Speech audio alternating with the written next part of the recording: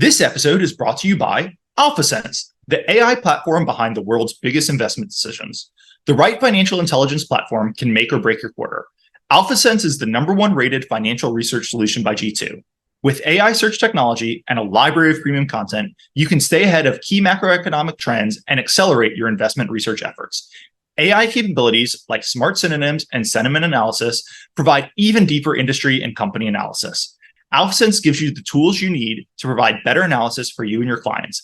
As yet another value podcast listener, visit alpha-sense.com/FS today to beat FOMO and move faster than the market. That's alpha-sense.com/FS. All right. Hello and welcome to yet another value podcast. I'm your host, Andrew Walker. If you like this podcast, it would mean a lot if you could rate, subscribe, review wherever you're watching or listening to it. Of course, 5-star helps. With me today, I'm happy to have the head of ICLE, right? Not quite. Economist of ICLE. I don't know. It's the most important role. So, the economists are top. So basically, yeah, that's right. Certainly the best hair at ICLE, Ryan Albrecht. Ryan, how's it going? Living the dream. How are you? Doing great. Look, I'm really excited to have you on today. Before we get started for why you're coming on and everything, let me just remind everyone, quick disclaimer, nothing on this podcast is investing advice. Please do your own work. Consult a financial advisor. We're going to be talking about probably what is going to eventually become a legal case. Neither of us are lawyers as far as I know. So keep all of that in mind as well. Ryan, I'm having regulatory week. Obviously, JetBlue, you and I are talking December 5th. JetBlue and Spirit are closing arguments today. That's setting the merger arbitrage world on fire. There are a few other ones, but the reason we're having you on is Albertson's Kroger. They certified compliance, and we can talk about that in a couple of weeks ago. There's probably an FTC case coming on the back end. But before we get into that, why don't you say, you're the chief economist at ICLE. Why don't you give a little bit of an overview of ICLE, just because it's a little bit of a different background than the typical guest on this pod. Yeah, absolutely. I will be a little bit different here. I'm an academic by training. I have a PhD in economics. I was a professor before joining ICLE. And what we do at the International Center for Law and Economics is law and economics, which is applying the tools from economics to legal and policy questions. The thing that makes us unique as a research center, as a think tank, is that our methodology really hammering on the economics and the law and economics, that is the thing that we do. And so we apply that across a variety of fields, from First Amendment to torts and other contract stuff. I tend to work on competition policy, mergers, unilateral action, monopolization cases, things like that, because that's more my training from pure econ. But we're a group of economists and lawyers who come together to kind of use economics to hopefully give some guidance, at least if we can't answer, on how to think about a range of policy questions. So definitely not, if anyone on this podcast gives investing advice, it is definitely not me. I'm an academic and policy person by heart. Don't you put that voodoo on me, Ricky Bobby. I'm not giving any investing advice either. But hey, the reason we're having you on is because Kroger and Albertsons, the ticker for Albertson is ACI. Kroger is buying Albertsons. This deal got announced in mid-2022, I believe. We're kind of at the end of the process. Kroger's and Albertsons, I believe they certified compliance in mid-November, which is where they tell the government, hey, we think we responded to all your requests. We're ready to close this, either, poop or get off the pot. Either say you want to try and block this merger and let's go to court, or don't think that's the expression. But the reason I was, getting ready, researching this, obviously it's one of the few arbitrages out there. Everybody thinks the FTC is going to try to block this. And I stumbled on your great paper. It's called Food Retail Competition, Antitrust Law, and the Kroger-Albertsons Merger. I'll, of course, include a link to it in the show notes for anyone who wants to go read that. But it was talking about all the different, the theories of why the FTC should try to block this merger out there. It went through all these things. It talked about the history of the merger. So I'll just flip it over to you, kind of give me the overview of the paper, how you're thinking about this potential merger. Yeah, so what we want to do in this paper, there's a shorter for us, a 20-page paper or so, and then the full-length one is the one that you mentioned. Trying to lay out the landscape, provide people with kind of the bigger picture topics that we think are relevant to the potential challenge. We really think that there's going to be a challenge.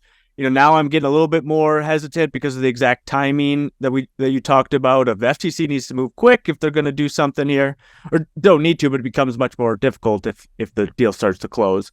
And so we thought there were kind of two important things to kind of give background. One is just the nature of competition in this market. How has it evolved? What's changed in the recent years? Because one thing that's a little bit different about this market, even though there's a lot of antitrust discussion around food retail more generally, like most cases just don't get brought. There's lots of, potential challenges, but then the FTC signs off after divestitures. And so we've really only had one challenge that's gone to court in the last 35 years, since 1988. Yep. And so there's not a lot of, the industry has evolved a ton since 1988. And then we just have Wild Oats and Whole Foods as the one time that's the one challenge that's actually gone to court. And so what has changed? In particular, what has changed that is relevant for antitrust? And so we go through that in the paper, and we can talk more about those details. Things like, the real explosion of organizations like Costco as a competitor in this space. And the other is just kind of background on antitrust, potential challenges, potential theories of harm that people have thrown out, at least in the popular media, and then what are the likelihoods that those would get some traction in the courts. And so we talk about things like, labor monopsony, instead of this being a case about the end consumer and harm against the purchaser of groceries, let's say.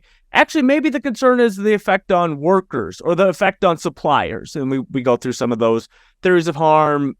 What is the evidence? What are things related to that?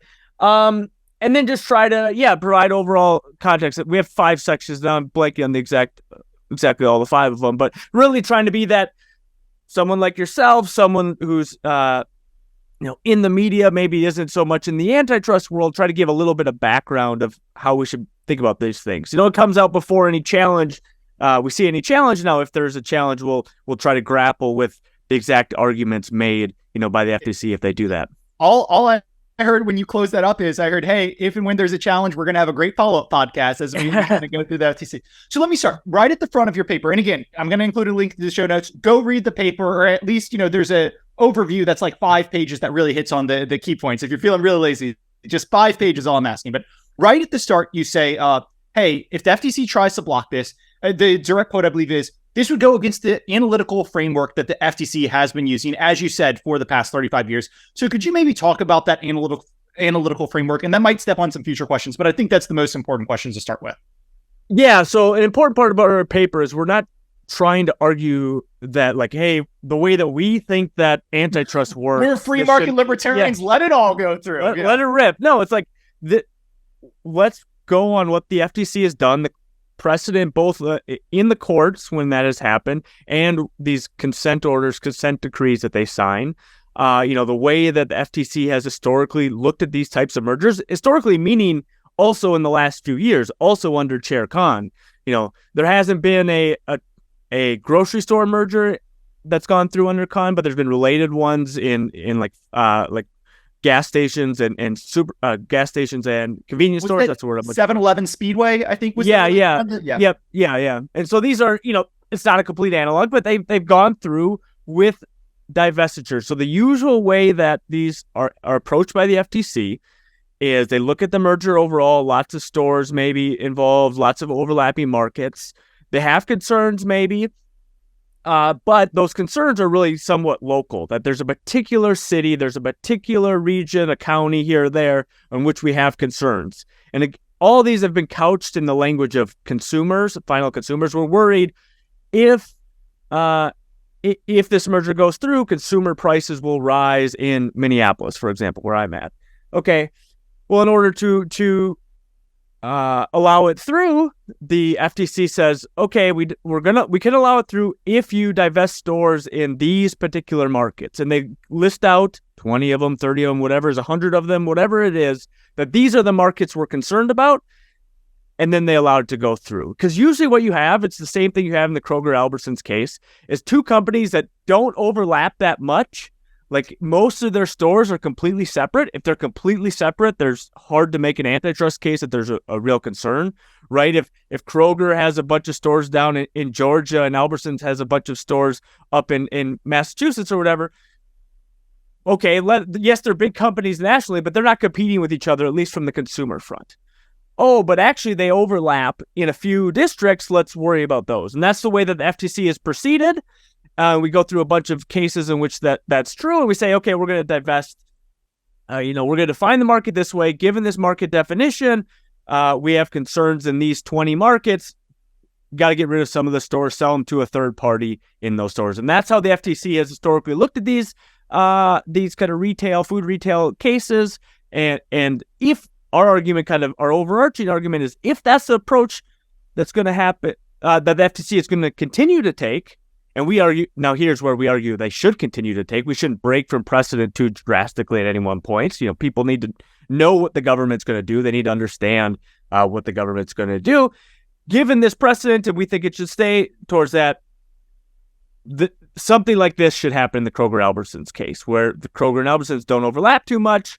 The place that they do out west, some place in Colorado, Alaska, these places have a divestiture. And we've already seen a proposed divestiture. I'm not saying it's perfect. We go through in the paper some of the benefits of it, but in those areas that we're concerned, sell one of the stores off, and then that should be enough to alleviate the standard competitive concerns of harming consumers through elevated prices. And you mentioned in the past 35 years, there's only been one grocery store merger challenge. That was Whole Foods Wild Oats, which was kind of unique in a few ways. I mean, I'm not crazy familiar with the case, but it's kind of unique in a bunch of different ways. To me, I'm leading the witness here, but tell me if I'm wrong. The reason only one of them has been challenged is because it's pretty simple, right? The government comes and they say, hey, you two would have too much concentration in Baton Rouge, Louisiana, St. Louis, Missouri, and 2 other markets. Divest those markets and we're good, or don't divest those markets. And this is a pretty easy block because we go to court and we say, hey, they're going to be a monopoly in Baton Rouge. If you have a monopoly in one market, that's enough for us to block. Now, maybe you could argue Baton Rouge, future competition, build in there stuff, but it's much easier to just divest. Like, tell me if I'm wrong, or is there other reasons why the government hasn't brought suits in this industry? You have to remember, no one's going to bring a merger that they know is going to be blocked, right? So we're never going to see Walmart and Target trying to merge, because in an instance, the government's going to block that. The courts are going to go along. There's never going to be proposed. So we're only going to see proposals that have some probability of getting through, okay? And then the ones that get extra media attention are the ones that are kind of on the borderline. Will they be challenged? And then once they're challenged, will it go through or not? So given that we're only going to see proposed mergers that have some shot of going through, okay, then the question is how many companies are going to be too overly optimistic and bring things that they can't, or that are not eventually going to go through. And here you have another stage of back and forth. Well, some people that propose mergers, and then they think that if it goes to court, they'll get blocked. And so then they drop it, and so it never gets to court. So that's an important context. And what we observe is only those kind of in the narrow band of the companies think it should go through and think it could go through, and then the FTC wants to challenge it. And so especially in something like food retail or related retail markets, like there's pretty clear understanding of what the challenges would be. They'd be that Baton Rouge market. They'd be focused down to that. So there's not really like complete disagreement about what's going to happen. Compare this to, let's say, the recent DOJ case, or it just had the trial of DOJ case against Google. That's much more a unique case that the DOJ is trying to bring against Google. Two retail companies merging, we've seen that 100 times, 1,000 times. There's a little bit better understanding of what's allowed and what's not. And so, yes, we tend to see the FTC and these companies coming to an agreement through these consent orders about what, how to fix the main problems. Now, if the FTC wants to bring some of these more, let's say more speculative cases, then it'll be more in that DOJ Google land where maybe we'll have more room for disputes on what will come through. But to the extent that if they want to keep it to its standard, hey, look, these companies are going to have too much market power over consumers in the local market. There, we kind of know how to hammer out the details. And now a quick break to remind you that this episode is brought to you exclusively by Alphasense, the AI platform behind the world's biggest investment decisions. Alphasense gives you the tools you need to provide better analysis for you and your clients. As yet another value podcast listener, visit alpha-sense.com/FS today to beat FOMO and move faster than the market. That's alpha-sense.com/FS. So we'll get there in some of the, the labor monopsony discussion and the waterbed effect discussion against suppliers. But I do think like this administration, this antitrust regime, they they do want to explore some of those things. Amazon iRobot is another one. I think you guys wrote something on it, if I remember correctly.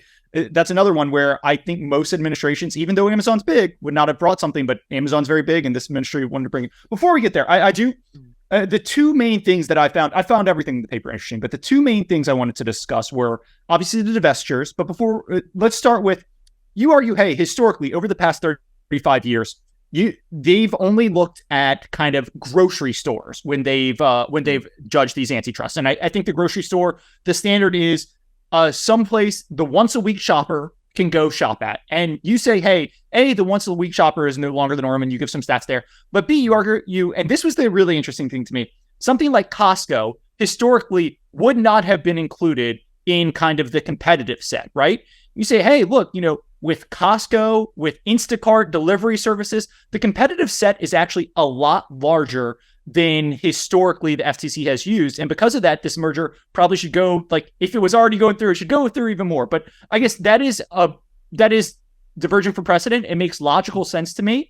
I'm not sure if the FTC is going to agree, but I just wanted you to walk through that. I think you were saying, hey, it's not necessary, but it probably should be considered. So why don't you walk through that, and if you think kind of precedent can get updated, or how that would play out in this case? Yeah, a great point. It's kind of a weird part of the paper because we're saying you should go with precedent, but actually here I think things are going to go up. Now, the thing about these consent orders that we've seen a ton of them over the years where the FTC and the companies come to an agreement is they don't really need to hammer out these details. They come to an agreement. The company says the market should be bigger. The FTC says the market should be smaller, whatever. They don't really need to come to an agreement once they say everything's good if we divest in these 22 districts. So we haven't seen a real challenge on the market definition. For people who know much about antitrust, that's like a crucial part of almost any case, at least any case that's not a per se violation, like a collusion argument. The people who listen to this podcast are familiar with JetBlue Spirit, and there is a big, hey, is it route to route? Is it nationwide? There's a big market definition argument there. So I think a lot of the podcast listeners will be familiar.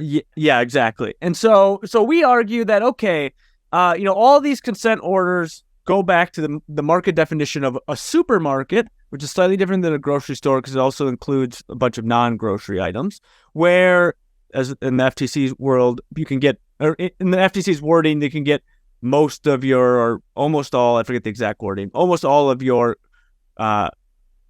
household items. The direct quote is, enable a consumer to get all weekly food in a single shopping visit is, I believe. Yeah. Okay, yeah. So it's about this idea, basically big enough, not a corner store, trying to rule out things like, smaller markets, maybe some Oriental markets or ethnic markets of different types, maybe ruling out the smaller, Super America near me has a bunch of food, but it's not all the food. You're right. I'm not getting that much protein. Ruling out the 7-Eleven where you're only going to go get your Diet Dr. Pepper and some Reese's, can't get the full. Yeah, so those things are relevant, we think, but I think they're never going to make it into any reasonable market definition. Yep. That's the way antitrust works. But there are things that don't, by historic standards, qualify for that we think are relevant competitors for this merger. And that's the biggest one is these warehouse club stores. Let's just say Costco. Okay, Costco's the big player here. So in 1988, it was something like they were a few percentage. And so in 1988, whether you left them in the market or not, it doesn't really matter. Now you're talking something in the 30% of grocery sales at a place like Costco. Now it matters if you are going to include them in the market. Market shares go down a lot, and market shares, even though I don't think they're that important, tend to be important in antitrust cases. And so we argue that they really will need to, now in today's world, if they go to court, they're going to have to argue over this. And the FTC I think is going to lose on this point, that the Costcos of the world are relevant players. And that matters because then that moves, as I said, the market share down, but introduces a wide range. Sorry about that. A wide range of other characteristics that are relevant here. For example, we have good data on this, that these warehouses have a much larger customer base in terms of geographic region. Okay, whereas a local grocery store tends to get most of its consumers from a 2-mile radius, a Costco gets most of its consumers from a 20-mile radius, which is very different. Okay, so now when you're thinking about a 20-mile geographic radius, now you're thinking across a major metropolitan area. And so now it's not just like, neighborhood by neighborhood or city by city. Now you're covering a big area. And so these are things that if it goes to court, they're going to be challenged on. I think the Kroger-Albertson lawyers, economists are going to be right to say that, Costco should be included in the market definition. And once you do that, it's harder and harder to make the case that this is going to be some merge to monopoly that we should be concerned about. Again, as some kind of overall block the deal. Local markets, it absolutely still could be the case, and this is where divestitures come in. But if you're going to say, what the FTC is going to say is we're going to try to block the merger outright, they need to make a much stronger case at kind of at an overall level that this is going to be harmful for competition. Now, we also mentioned Instacart.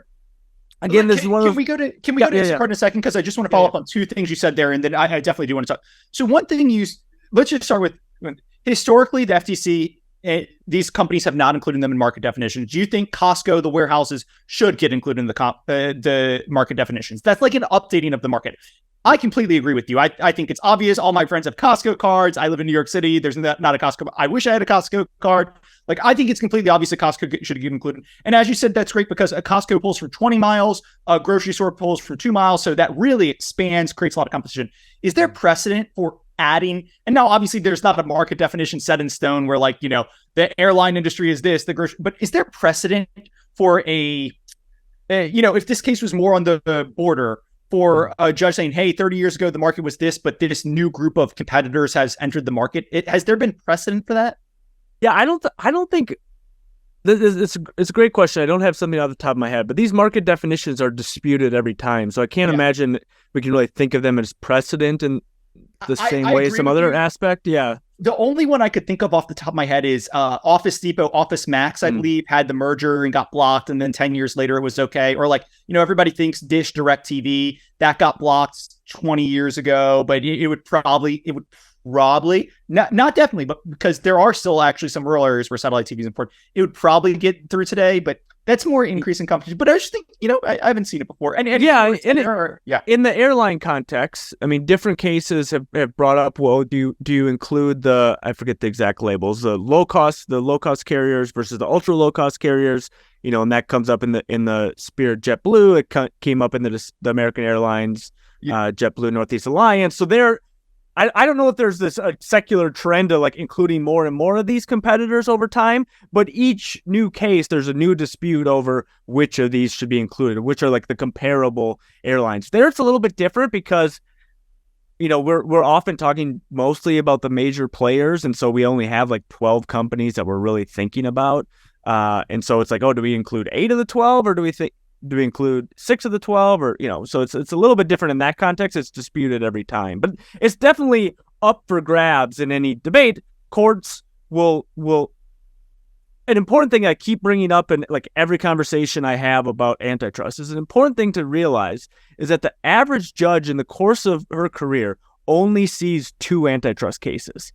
So that, these aren't expert antitrust judges. They're generalist judges, and they're going to rely on rules of thumb, precedent from the FTC and from other courts. And so they're going to have some deference, regardless of whether they're kind of have an inclination for, being pro-antitrust, anti-antitrust. They're going to have some deference for precedents here. Not to bring everything back to the JetBlue Spirit trial, but the JetBlue Spirit judge, who I think is absolutely sharp, I've heard incredible things about in the courtroom. I think they're very sharp, but they're 82 years old. And they asked some questions. Hey, if I think this is on its face anti-competitive, but with this divestiture or this tweak would be pro-competitive, could I order that?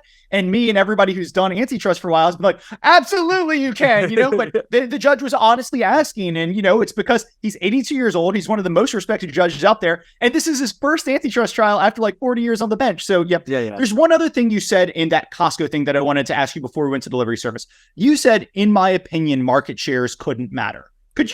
Why shouldn't market shares matter? Because obviously a lot of antitrust is HHI, so I just wanted to ask you that.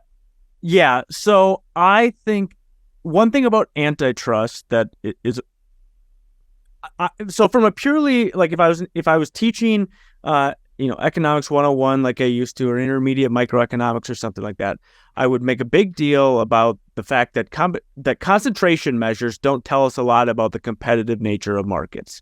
Okay, some markets can be fairly concentrated, have a big player, But if there's ease of entry, there's close substitutability, it looks very close to a quote unquote competitive market. Yep. And so these are kind of bad proxies, and they're kind of arbitrary proxies because, at the end of the day, whether we define the market to include Costco or not, like that shouldn't change whether we think that prices are going to rise for consumers or not. Like that's just arbitrary. Whether we, it's just a matter of basic math that if you add one more company in, everyone's market share is going to drop. Okay, and so it's something that's not super relevant. If we can say otherwise, prices are going to rise or not.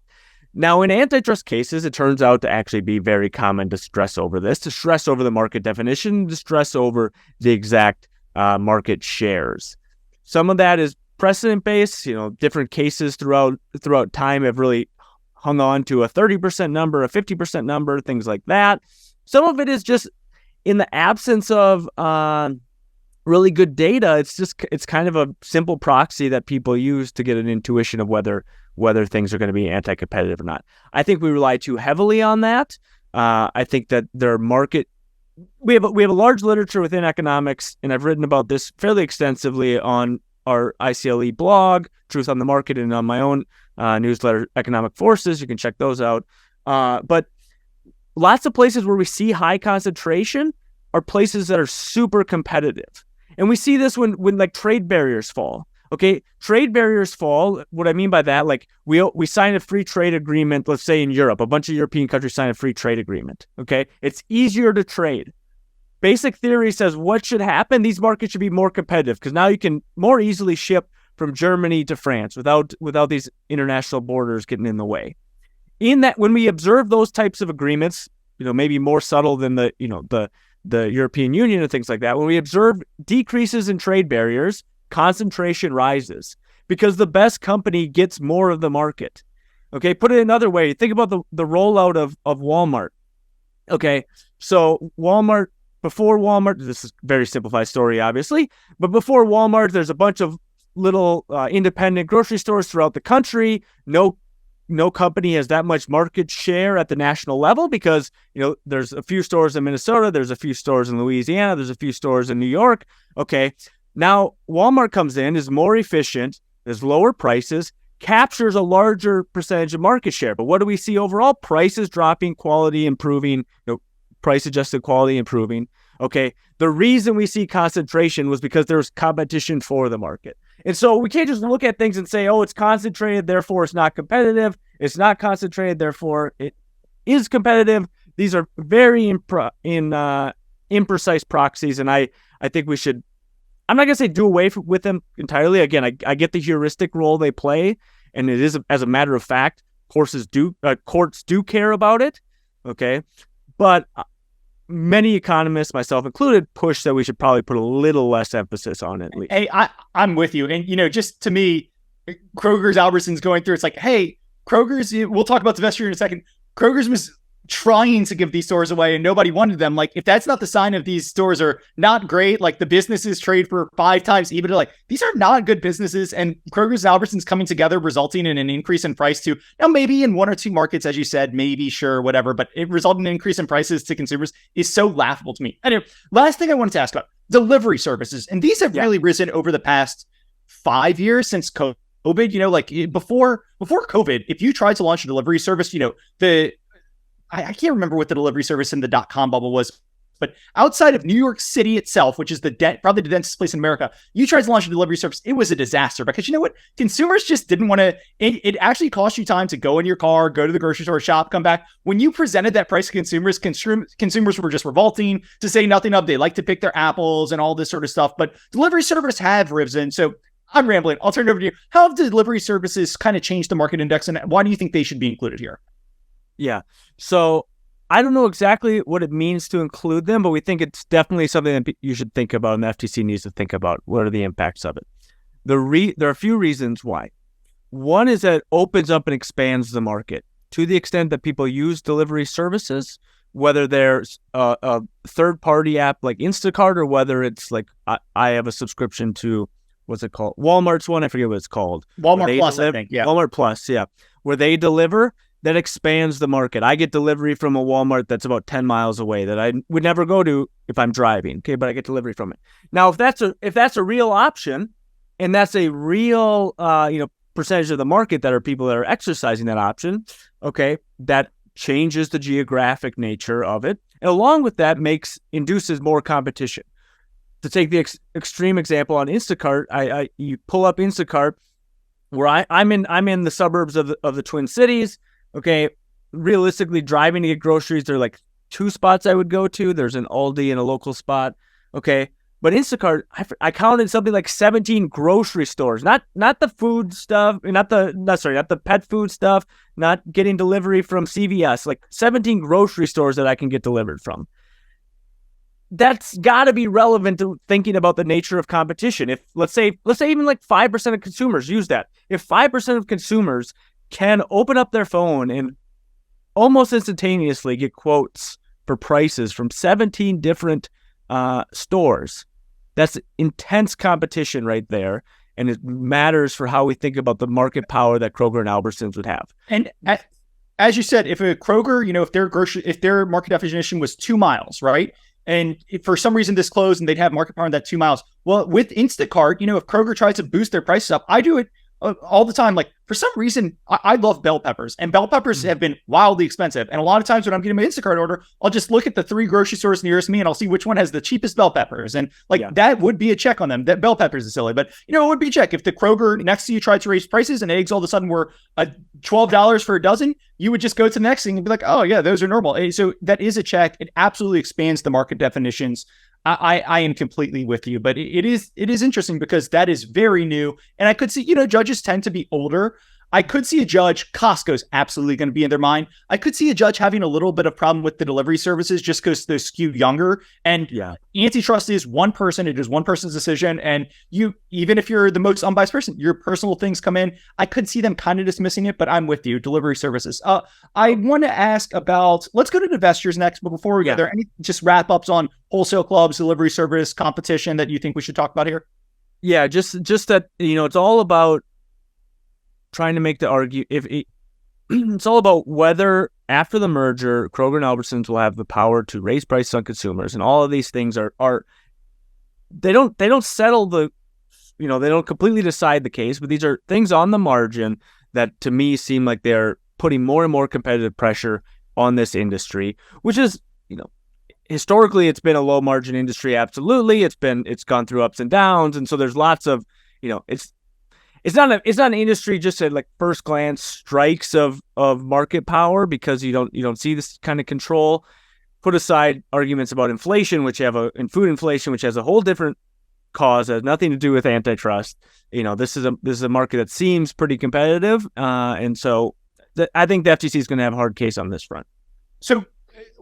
And there are the labor monopoly and waterbed effects, which are next in the paper, which I do want to discuss. But before we get there, let's talk divestitures. And I'll just, again, I'll give a little background.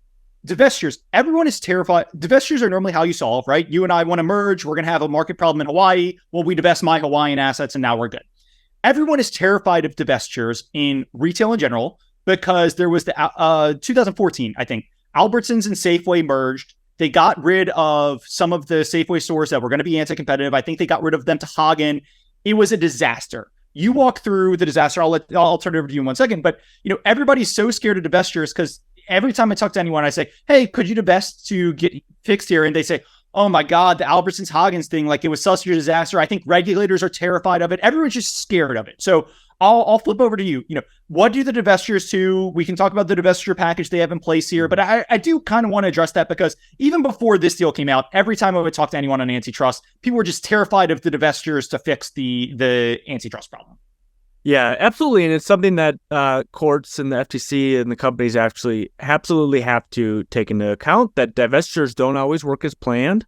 That there was a rental car issue, if I remember as well. There was a rental car. A few. I haven't kept up with all the rental car mergers, but some of those have had issues. Absolutely. It's a problem. It's not super easy to. You can't wave your hands and act like it doesn't happen. It's a real. If, for example, 50% of the time these divestitures ended up like the Haggens, however you say it, and the company goes under, that's really lowers the value of these divestitures. But that's not what we see. The FTC has for the last few decades, it's been a few years since they've done it, but for the last few decades, they've systematically gone through and looked at these divestiture packages, and they find overwhelming success of them. Okay, but success defined by the standard of completely restoring or increasing the amount of competition in the market. Okay, and the over 80% of these divestitures that the FTC has signed off on have completely or more than restored competition in these markets. Okay, and so we should be absolutely aware of the possibility that these things don't always work out. But if we're kind of taking a step back and even looking at retail more generally, these divestitures seem to work on average. And so you need to, again, it's a cost-benefit analysis type of thing where we need to take these seriously. Now, obviously, in this case, because of the close nature of the Haggen's divestiture, you definitely should put a little bit more weight on that than you should on some divestiture in cars, for example, in the rental market, right? But we shouldn't be scared by it kind of as a categorical option. Anyone who's telling you that these things have been proven to be a failure are picking out a few select cases. The FTC's own studies are showing very heavily that these things tend to be successful. And so, yeah, go ahead. Just so on what you're saying there, and we can talk about this specific divestiture, but so you are quoting from the FTC's own finding, not your own independent finding. This is the FTC published something that said, hey, over 80% of the time we find that these are very successful. Is that correct? Correct. Yeah, and it's in the paper. We have another we call them TLDRs on divestitures that is exactly on this topic. I think I actually read that one as well. But so let me just say, over 80% of the time, was the FTC in their study, were they happy with that number? Yeah. So this is do they want to find a good number or not because it's makes them look bad or makes them look good because it's their divestitures? I think there's enough division of power and responsibility within the FTC that I wouldn't put too much weight on that. Right. These are kind of I forget which office, but let's say it's the Office of Competition, the Bureau of Competition that's doing these studies. Okay, they thought that this was a success. We can go happy. I don't know. This is an FTC document. It doesn't read as like there's a bunch of joy in it. It's not the most lively thing in the world. But yeah, I think there's overall the documents. The two most recent ones are the ones that I've gone through are positive about this finding. Yeah, it's great for them. Yeah, no, I was just because the over 80% in general, that does strike me as well. But if I came to you and I was like, hey, over 80% of the time I'm successful in my child, like making it alive to the weekend, I'd be like, well, you probably want it to be 100% of the time there. So I was just wondering, because I could see an argument. You say, hey, 85% of the time we keep competition in store, but the other 15%, prices going up to consumers, lack of competition, that you could argue that's a real issue, right? Like if we just rejected everything. Yes, but this is more like 80%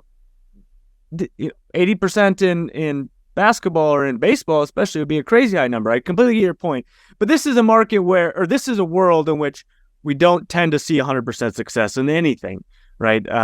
So this isn't like keeping your kids alive, where the default is that we're going to get these things right. The default here is there's a lot of uncertainty, both for the FTC and against the FTC, depending on how you're thinking about it, and things that are, more likely than not. That's language that comes up fairly regularly in antitrust. Reasonable probability. These are things that are more like a 50% chance they've been interpreted. Like 50% or more is a good number in antitrust cases. That's just the nature of the markets with uncertainty.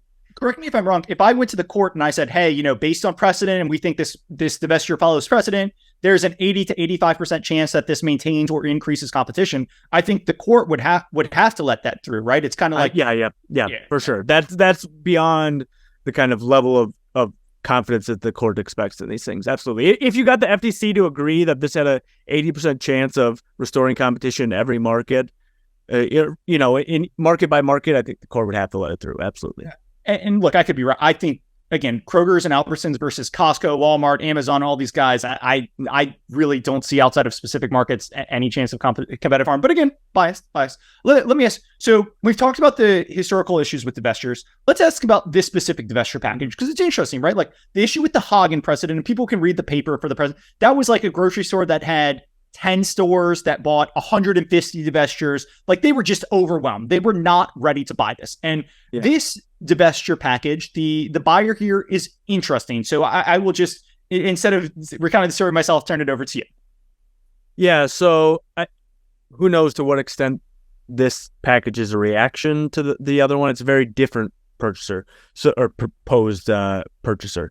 So the proposed buyer is C&S Wholesale Grocer, which is a huge privately owned company that mostly it's in the name wholesale. It's mostly wholesale, but they also run some grocery stores as well. So unlike, the small, I think 18 was the Haggen's number of stores, instead of an 18 store company, this is the second largest privately held company in the U.S., something like that. It's a massive, massive company. And so this is not on par with the Haggen's example for that reason alone.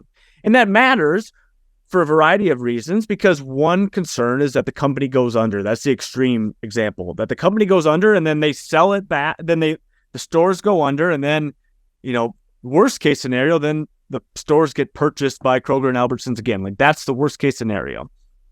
And now C&S is that people have brought up that they don't have, the best credit rating in the world. And so there's no guarantee that they'll be around in 5 years, but it's a lot more, I think it's fair to be a lot more confident about that than you are with a smaller company. So that's an interesting, just the pure size of C&S changes it relative to the Haggen's example. Here's the other thing, yeah, go ahead.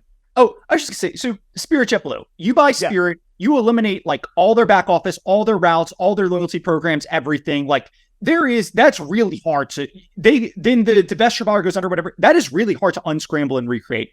Albertsons, Kroger's, like, to me, the bar should be a little lower because, okay, the buyer goes under. Yes, not great. But it's not like the grocery store. Like, the grocery store is a physical plant, right? The grocery store can go to a new person. You can sell it even cheaper to Walmart, say whoever the competitor is. Like, I'm not saying it's perfect, but to me, when you're talking about something like this, the bar should be a little lower just because, there are industries with intellectual property, with a lot of human capital that goes away once the merger happens. That can't be unscrambled. But you give this to kind of like, you mentioned shaky, like, okay, they buy this and they go bankrupt. Like, it's probably a Chapter 11 where they're restructuring, not that they're liquidating a la Sears. So to me, like, I do understand those concerns, but they don't weigh quite as heavy to me. And again, I understand that's my opinion as a little bit more free market, probably like financially sophisticated. I don't want to put too much then versus the courts and the FTC, which have a reputation, but yeah.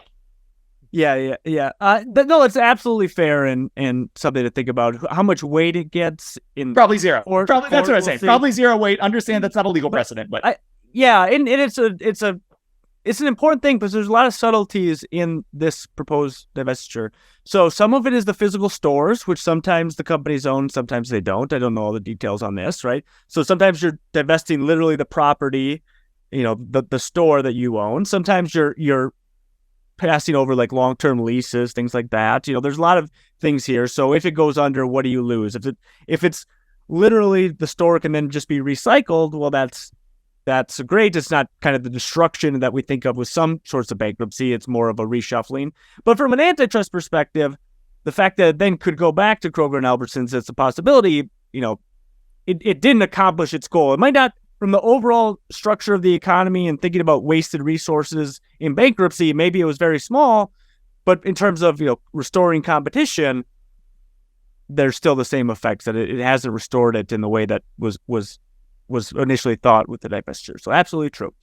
Now, one of the interesting things about C&S, particularly as the purchaser here, is that because they specialize in wholesale and they have a more complicated relationship where I think it's even, maybe franchise isn't the right word, but they franchise some brands to then allow stores to have them that they don't actually operate and that they do operate some. I should know more of these details, but I don't. But they have this more complicated relationship with the actual physical stores. But again, their specialty is the wholesale. And one of the things that we've seen in the food retail market overall, the grocery store market overall, is a growing integration of the wholesale and the storefront together to get those efficiencies of the vertical consolidation there. That, okay, sorry, that if we can bring more stuff in-house, we can get more efficient at shipping and distribution. And so much of the market is the distribution versus just the storefront. The storefront's obviously important, but it's moving away from that as kind of the key example. I mean, an extreme example of this, of the storefront not mattering, I think, is it Kroger-Albertsons. One of them has started to take stores and close them as stores. I'm not saying a ton of them, but a few of them, close them as stores and basically make them like mini distribution centers in the more residential areas that the grocery stores are at, because they're doing so much delivery. And so you just have this, you basically have like the Amazon Prime Now location, which is right in the heart of the cities that you can then distribute through. So the storefront is becoming less important, and getting the whole supply chain, getting more of the supply chain in-house, getting efficiencies from that when possible is becoming a bigger deal. And so by selling off to CNS, selling off some of these stores to CNS, there's reason to believe that you would gain some of the efficiencies of integrating the storefront with the wholesale, okay, without kind of the loss of competition that you would expect if they could never sell off these stores to Walmart, right? Because that would be selling off to the big guy here, the big storefront. But here it's beneficial because it's not giving more market power to anyone who has market power. All the stores that CNS runs don't have market power. Maybe there's some spot in Alaska that has, I don't know.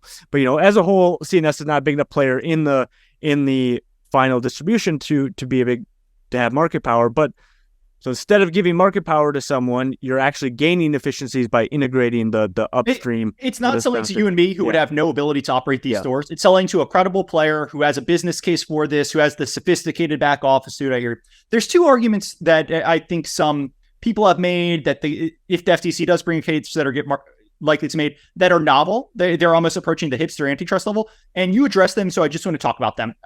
The first one would be, let's start with the one that's more interesting to me. This is what you coined the Waterbed effect, where, hey, Kroger's and Albertsons merge, 1 + 1 = 2. Now, instead of Kroger's going to Kraft and saying, hey, we'd like to buy Kraft mac and cheese from you, we're going to buy 1,000 boxes. Kroger and Albertsons go together and they say, we're going to buy 2,000 boxes. But because of that, we want 98% of the price we would bought as a standalone, and they can exercise larger power over their suppliers. Obviously, I've laid out the Waterbed effect. It's market power over suppliers. Why don't you talk about that and why this is or isn't an antitrust concern? Yeah, so it's a thing that's been brought up in a few cases. It hasn't been successfully argued in any case. It's been rejected in a case in the U.S. and 2 cases in the U.K. But the importantly, the U.S. was it rejected in? Do you know? It's in the paper. Okay, I can't remember. I'm sure. Yeah. It was not the central argument in the case, but a judge basically poo-pooed it. So the argument before I'll try to argue that this is not a good argument. The argument is, by me pushing down prices, okay, bargaining harder, pushing down prices on some input seller, the input seller then has to raise prices on my competitors, okay? And therefore, because their prices are higher, overall consumers are harmed. Yes, I get lower prices. With my lower prices, I'm able to charge lower prices to my consumers. My consumers are better off. There's never an argument about harm to my consumers. It's always the consumers at the other stores. That's the Waterbed argument. I push down my prices. That needs to come up somewhere else. Someone else's prices have to rise in response. We go into the paper some of the theoretical reasons why this is a little bit iffy, just based on this is getting in the weeds of the economic models that kind of try to justify this. But the basic idea is that it's almost an improvable claim. Like arguing, anytime you get a better price, you could argue that someone is getting hurt along the way. You have to really come with more evidence. And so far, it outside of a few pieces in the New York Times, it just hasn't been credibly argued. So, pieces in the New York Times, and this is the reason that we talk about it in the paper, like they'll say, oh yes, Walmart comes in and bargains really hard for these lower prices, but who gets screwed over? The little rural mom and pop store. Well, that's a nice story, but there's basically no evidence for it because there's lots of other reasons why these stores have higher prices. They're less efficient in the terms of distribution. They purchase smaller numbers. Okay, and so we basically have no way to differentiate the reason I'm getting lower prices is because I'm somehow like extracting it at the harm of other people, and I'm just easier to sell to. It would be observationally equivalent. We'd see the exact same thing if I am just easier to sell to. And so instead of going to me in order to be convinced to move away from me and sell to the little mom and pop store in rural Tennessee, they have to get a higher price. That's just a compensating price for dealing with this small store. And so there's the alleged harm is a much more speculative thing. And so you need, I think, in order to make that jump, you need much stronger evidence that I think we will find, and certainly much stronger evidence than will be that's been presented so far. But the FTC can collect a lot more evidence than these New York Times reporters can. So maybe they can make it. I think it's a crazy claim, right? But to me, it is one that, under this administration, again, I don't agree with her a lot, but I think she's very thoughtful. I like Lena Khan. I like a lot of this administration. I don't agree with them on a lot of the antitrust, but I think they are very thoughtful. I could see why they might want to try this, because if you win on Waterbed effect and this, well, you want to go break up Walmart because they're too big. You want to go break up Amazon because they're too big. Guess what? Even if they got too big organically, you've got Waterbed effect now, right? They're lower. They're getting lower supply prices from their suppliers. It's got to go up somewhere. I'm with you. It seems crazy to me. It's like, hey, Walmart negotiates for 500,000 boxes instead of my local mom and pop gets 50. So they get lower prices. That causes the local mom and pop to have to pay more. It seems crazy to me. Everybody knows you get benefits with scale, and then you can vote with your feet. You can go buy the higher price from the mom and pop, or you want the lower prices, go buy the Walmart. And you know what? The FTC just made sure that Walmart didn't have too much geographic concentration. So that's what I read about. And now a quick break to remind you that this episode is brought to you exclusively by Alphasense, the AI platform behind the world's biggest investment decisions. Alphasense gives you the tools you need to provide better analysis for you and your clients. As yet another value podcast listener, visit alpha-sense.com/FS today to beat FOMO and move faster than the market. That's alpha-sense.com/FS. Last one, and then we'll just do a wrap up because I realize we're kind of running at the end. Labor monopsony. This is, hey, Kroger's and Albertsons combined, they're going to have too much regional power with local power with retail workers. And that is an antitrust issue. Do you just want to address that one?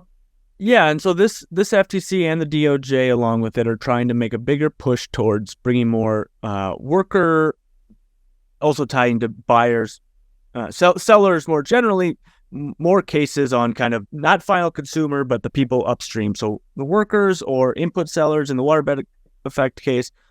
So they're trying to push on workers in particular as an example of, instead of monopoly power, monopsony power, the buyer power, purchaser of labor services. Okay. Very reasonable thing to bring. The DOJ had success in blocking the Penguin Random House Simon Schuster merger based on the effects on not the readers of books, but the authors of top-selling books with large advances. Okay, basic principles of competition policy of antitrust should apply to workers as well. That if they lose bargaining power and they're harmed, therefore you should block this type of merger. There's a few reasons why we think in this case things are going to be different. So the DOJ was very strategic in how they define their market.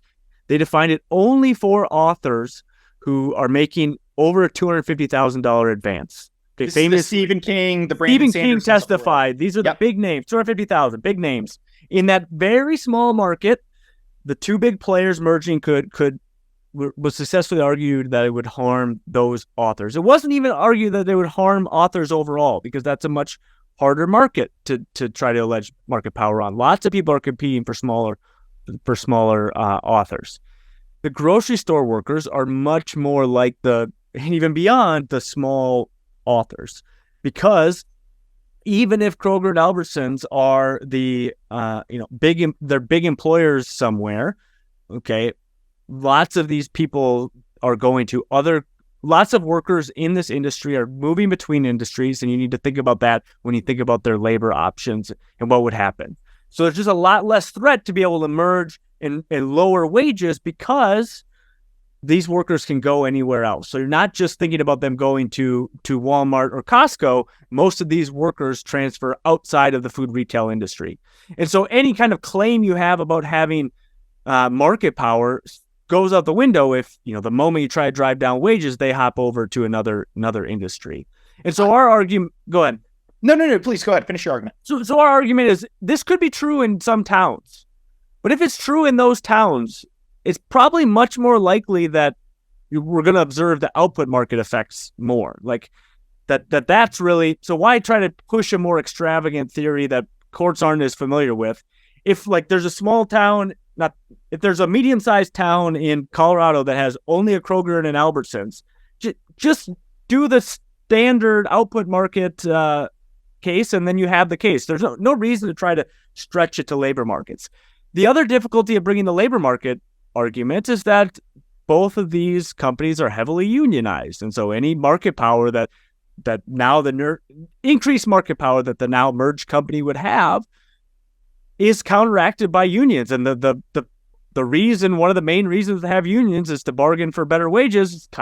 It's not trivial to say, oh, well, now those unions are not as effective because there's what? I don't get where the argument is going to go. So I think it's I think it's a stretch. Let me take on that. So I'm with you. It's crazy to me to think that there's a town where, Kroger and Albertsons merging and you wouldn't have to divest in that town, but it would, because of consumer problems, but you would create a labor monopoly problem. Like, it's obvious to me that there's more options for workers to go work all throughout retail than consumers could grocery store. So I'm with you there.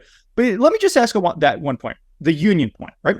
Yeah. If I'm working at a Kroger and I have a union job, it's not like I can go and hop over to a Foot Locker in retail, right? So could you argue, hey, Kroger and Albertsons are the only unionized retail force in town, and by them merging, you go from 2 unionized labor forces to 1 unionized labor force. So that is anti-competitive on the union lines. And I understand I'm stretching there, but I do think there, I thought the DOJ saying, hey, Stephen King's going to make a little bit less from his next blockbuster. I was very speculative of that, and they won. So what do you think about that argument on the union side? Well, in some sense, they're already one union because they're already mostly represented by the same union. But you go from 2 competitors negotiating to 1, right? So that's a fair point. I hadn't heard that. I hadn't thought about that. I'm not aware of any situation in which I think the classification for the job market would be union workers. I think that'd be a hard thing to press on an antitrust point, but I think it's an interesting one. I hadn't thought of that. It makes the argument a little bit more interesting. And this is one of the reasons there's a little bit weird disconnect. This is the type of stuff that the antitrust geeks like thinking through and wanting to work out. But I don't think the FTC is going to bring this case because we're going to bring it on pure monopsony grounds. They might throw that in there because why not? What's the harm in throwing in more complaints? But that's not going to be the bulk of the case. But to your point, it's interesting. It's plausible. I need to think more about it. I'll grant you that one. It's a clever idea. Hey, well, that's the advantage of having merger arbs come on, because we'll come and the judge will be at a trial and the judge will sneeze halfway through and be like, oh my God, he sneezed after the defense asked the question. This case is up in flames. People put their tinfoil hat on for everything. So, coming up with the most random tail events that could break a merger thing, that's part of what we do. I was pretty interested in your discussions of JetBlue, Spirit JetBlue, because getting more into the weeds of the actual trial and the back and forth of the cross-examination stuff. I should know more about that stuff, but I tend to not follow the case too closely, in the courtroom. It's just not the type of thing that interests me as much. I like the summaries and the opinions that are written, kind of the culmination. So I like the summaries and the opinions because you can read them, you can think about them, but it is fun. And especially, when you're betting on, and that's what you're doing when you buy a stock and you think it's going through or not going through. And again, not financial advice. I'm just saying that's what it is. When you're betting, it is fun in the moment, and you have to be thinking about that, right? I remember Twitter versus Elon, the judge, there were a few things where she said to Elon's team where it was clear the judge was and I would talk to lawyers to be like, oh my God, that wasn't a slap on the wrist. That was her lighting them, throwing gasoline and throwing a match. And the stock market wouldn't really respond. And I'd be like, oh my God, this is the judge tipping her hand. So you do have to read into those things because judges try to be reserved, but they can tip their hand and you can see how the trial is going. So anyway, Brian, this has been absolutely fantastic. I've really enjoyed this. I just want to give you the floor for anything. I think we hit on everything in the paper. Again, I'll include a link in the show notes. People can read it, but anything you think we glossed over, should have hit harder, kind of skipped over, anything? I think we should spend another 2 hours on this, but given where we're at, I think we can end it here. There's lots of interesting stuff. We might do a follow-up pod if we get a trial. Yeah, I might not. I could talk about this for another 30 minutes, I think. But if you wanted to say 2 hours, we'd roll right into iRobot Amazon, and we'd start talking about horizontal and too big and that case. But yeah, Brian, look, go ahead. Great conversation. Yeah, it's fun to get a different perspective coming from the more academic side. Talking with you, I've really enjoyed this conversation in our other interactions. So really thankful for having me. Look, I was researching the Kroger. I saw your paper and I instantly started sending you furious DMs saying, I love this. I really would love to have you on. So I've really enjoyed this. I really appreciate you coming on. And look, people, I'll include a link again in the show notes. You can find Brian on Twitter, and looking forward to having you on for a second time, Brian. Absolutely. A quick disclaimer: nothing on this podcast should be considered investment advice. Guests or the hosts may have positions in any of the stocks mentioned during this podcast. Please do your own work and consult a financial advisor. Thanks.